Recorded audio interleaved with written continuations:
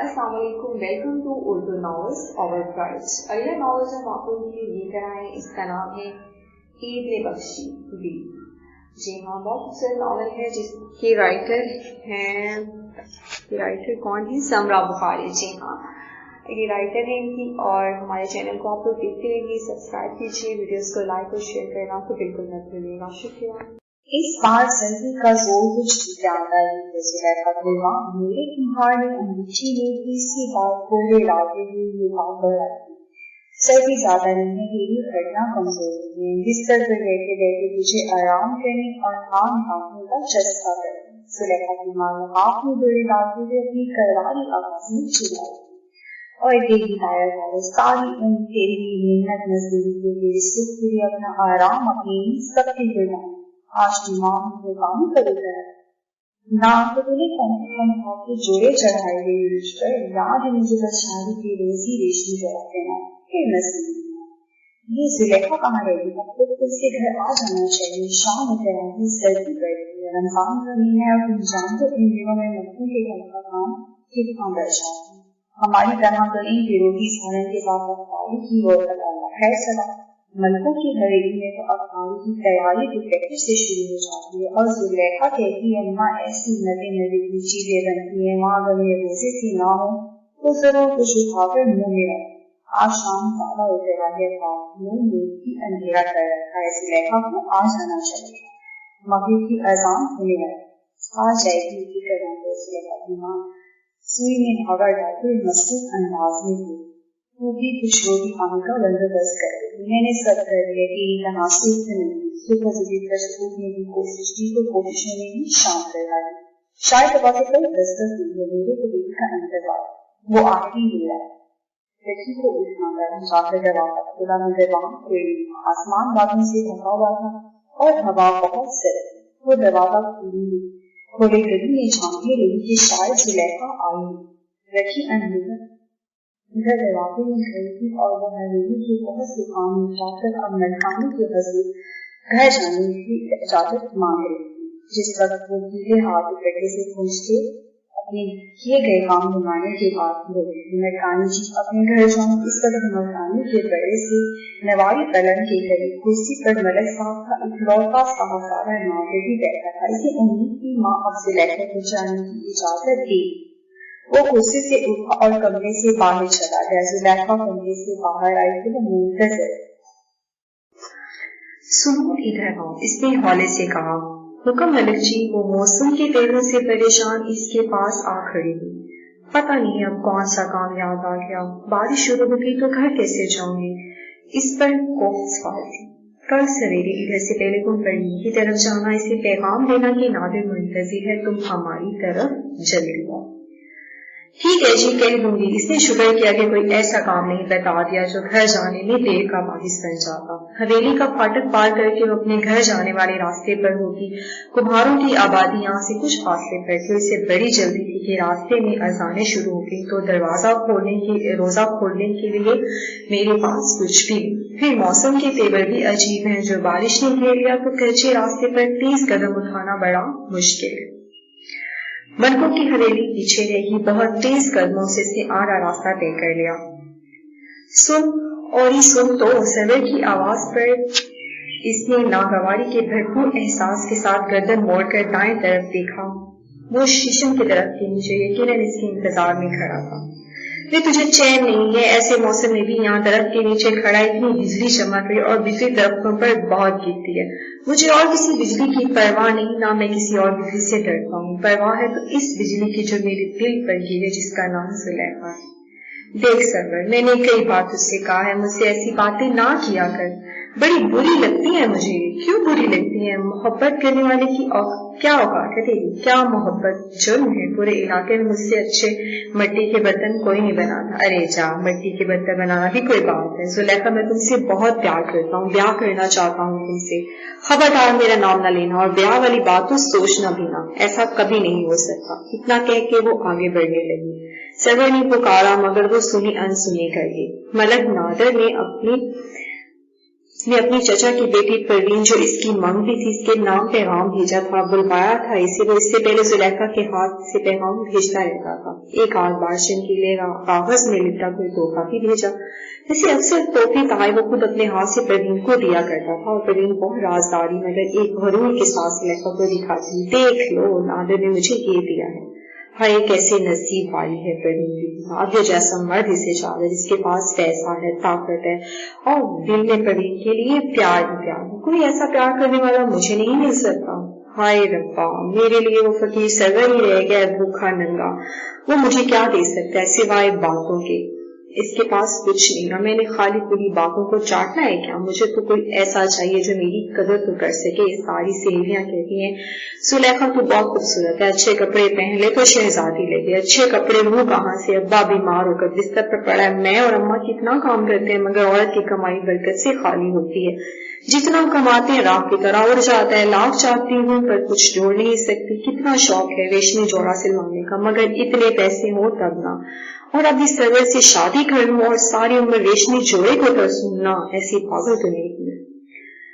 صبح وہ گھر سے نکلی تو رخ پروین بیوی کی حویلی کی طرف تھا. ساری حویلیاں اسے ایک جیسی لگتی تھی، قیمتی سامان سے لدی پھندی خوشحالی کی منہ بولتی تصویریں. وہ پروین کی ماں کو سلام کر کے اس کے کمرے میں آئی. پروین ہرے رنگ کا خوبصورت جوڑا پہنے آئینے کے سامنے بیٹھی تھی. ایک ملازمہ اس کے بالوں میں شیشے والا پراندہ ڈال رہی تھی. پروین کے بال زیادہ خوبصورت نہیں تھے، نہ ہی بہت لمبے تھے، مگر وہ انہیں شیشے والے پراندوں سے سجائے رکھتی تھی. قیمتی سوٹ میں جتنی اچھی تھی اس کے سے کہیں زیادہ دکھائی دے رہی تھی. زلیخا ان کی حویلی میں صرف پروین بیوی کو نادر کا پیغام دینے ہی آیا کرتی تھی. اسے دیکھتے ہی وہ سمجھ گئی ضرور نادر نے پیغام بھیجا ہے. ملازمہ کو بہانے سے باہر بھیجا اور زلیخا سے بولی، آؤ زلیخا، بڑے دنوں کے بعد صورت دکھائی دی. ہاں بیوی، آپ کو تو روز انتظار رہتا ہوگا، آخر پیغام جو ان کا لے کر آتی ہوں. چل ہر بکواس نہ کر. زلیخا رازدار تھی اس لیے پروین کو منہ لگانا پڑتا تھا، ورنہ وہ ایسی کام وارد کرنے والی نیچ ذات لڑکیوں سے کب بات کرتی تھی. زلیخا سے انکار کرتی پروین کو بغور دیکھنے لگی.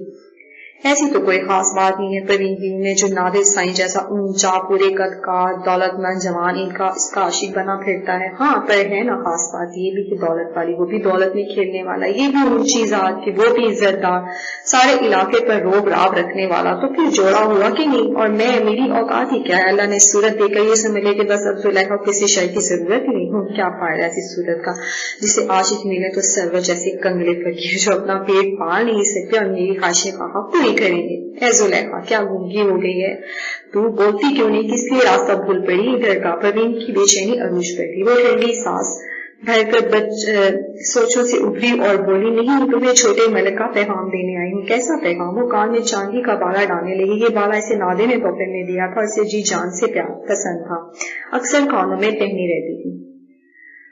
انہوں نے کہا ہے میں انتظار کرتا ہوں، تم جلد ہماری حویلی. ہائے اللہ، یہ تمہارے ملک جی بھی کیسی باتیں کرتے ہیں، اب میں بھلا وہاں کیسے جاؤں؟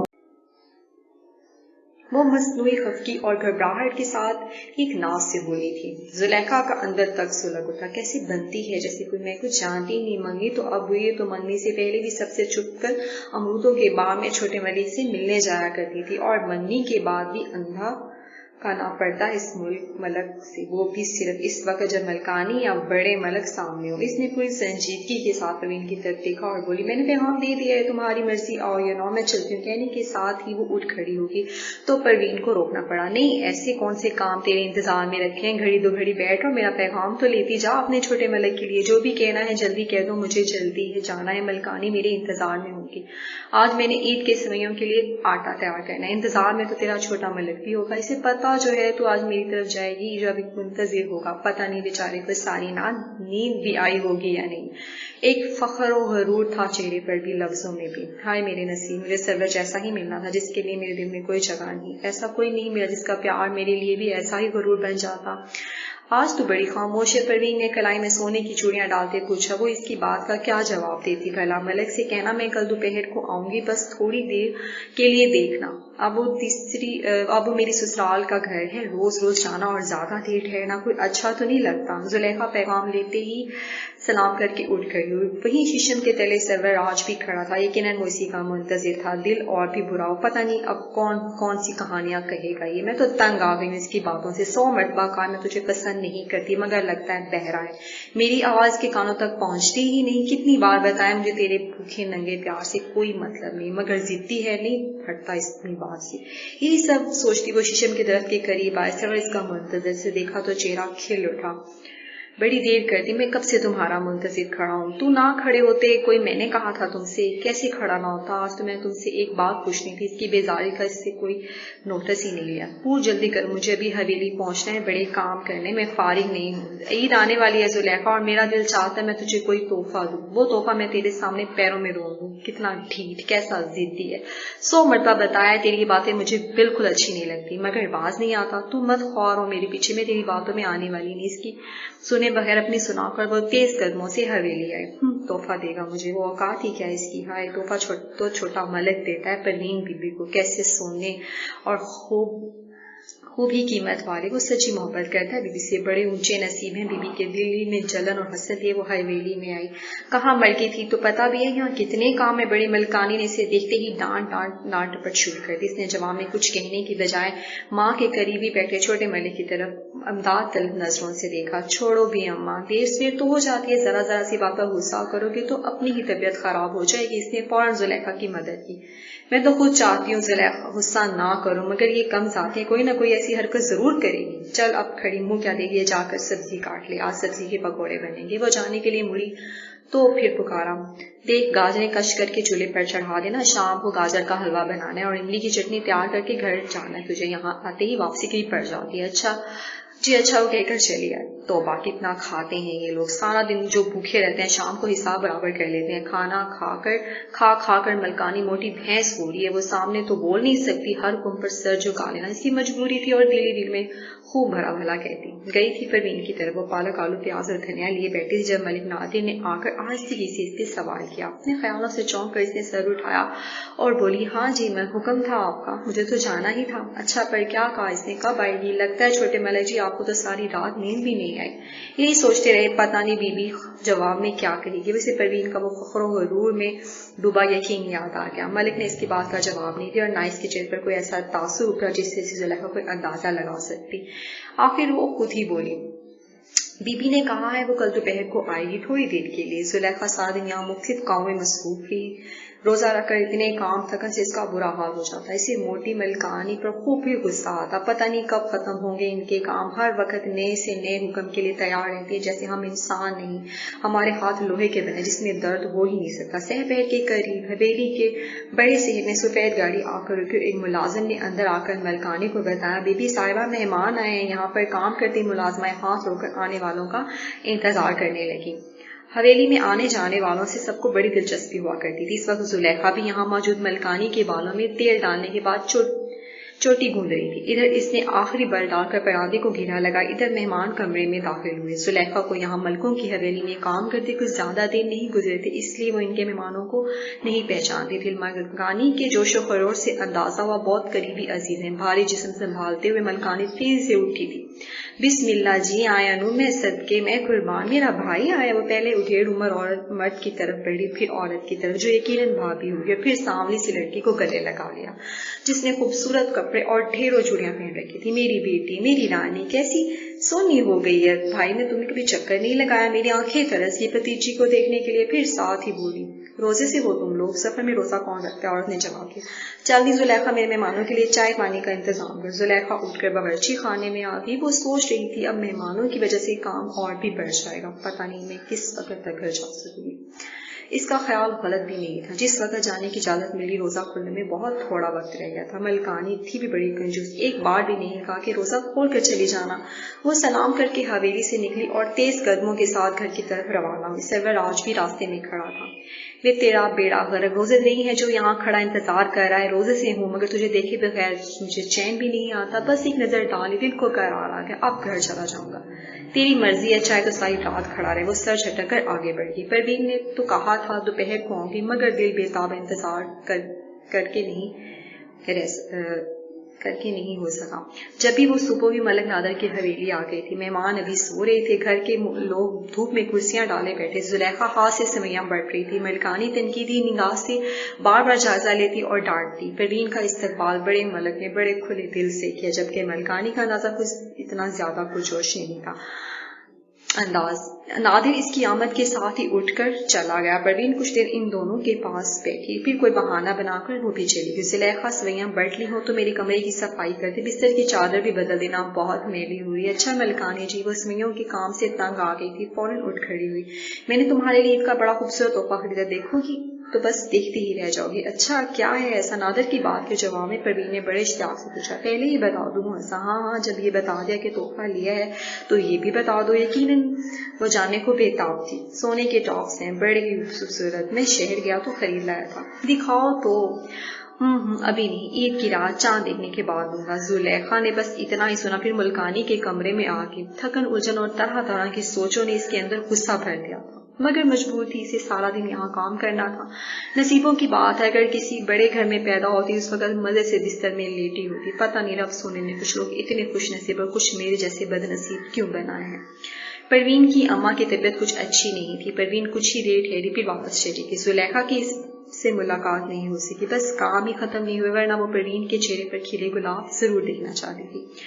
آج شام چاول پکانے تھے، وہ چاول لینے ہی گودام کی طرف آئی تھی اور ادھر پچھواڑے میں کوئی موجود تھا۔ آواز سن کر وہ دبے قدموں آگے بڑھی تو آواز ایک مرد اور ایک عورت کی تھی۔ آخر کون ہو سکتا ہے؟ وہ چھپ کر دیکھنے لگی۔